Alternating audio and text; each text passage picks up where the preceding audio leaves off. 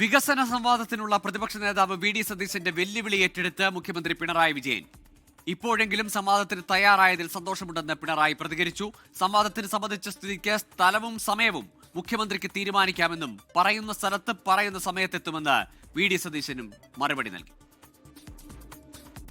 വികസന വിഷയങ്ങളിൽ സംവാദത്തിന് തയ്യാറുണ്ടോ എന്ന് ഇന്നലെ പ്രതിപക്ഷമാണ് മുഖ്യമന്ത്രിയെ വെല്ലുവിളിച്ചത്.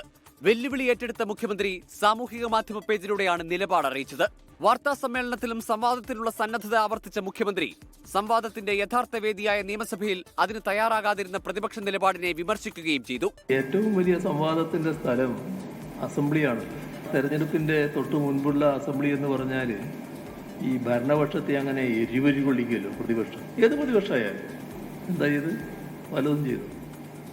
അപ്പം ഇതിൽ നിന്നെല്ലാം ഒളിച്ചോടുന്ന നിലയുണ്ടായത് എന്തുകൊണ്ടാണ്? സഭാതലത്തിൽ പറഞ്ഞാൽ ആ പറഞ്ഞ കാര്യങ്ങൾക്ക് മറുപടി കിട്ടും.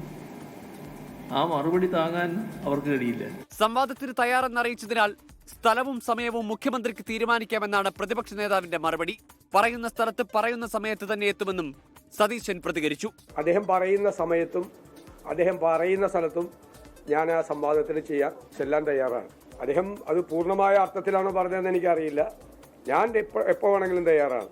24 മണിക്കൂർ നോട്ടീസ് മതി, ഞാൻ അവിടെ എത്തിക്കോളാം അദ്ദേഹമായിട്ട് സംവാദം നടത്താം. ഡീൽ ആരോപണങ്ങളിൽ ചുറ്റിത്തിരിഞ്ഞ നിയമസഭാ തെരഞ്ഞെടുപ്പിന്റെ പ്രചാരണം വികസന പ്രശ്നങ്ങളിലേക്ക് വഴിതിരിയാൻ സംവാദമിടയാക്കും.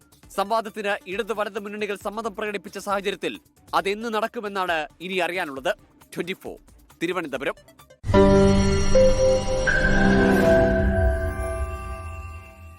ലോകത്തെവിടെയായാലും ഏത് സമയത്തും 24 വാർത്തകളും ഓഗ്മെന്റഡ് റിയാലിറ്റി പാക്കേജുകളും എക്സ്പ്ലെയിനറുകളും വിശദമായി കാണാൻ ഞങ്ങളുടെ യൂട്യൂബ് ചാനൽ നിങ്ങൾക്ക് സബ്സ്ക്രൈബ് ചെയ്യാം.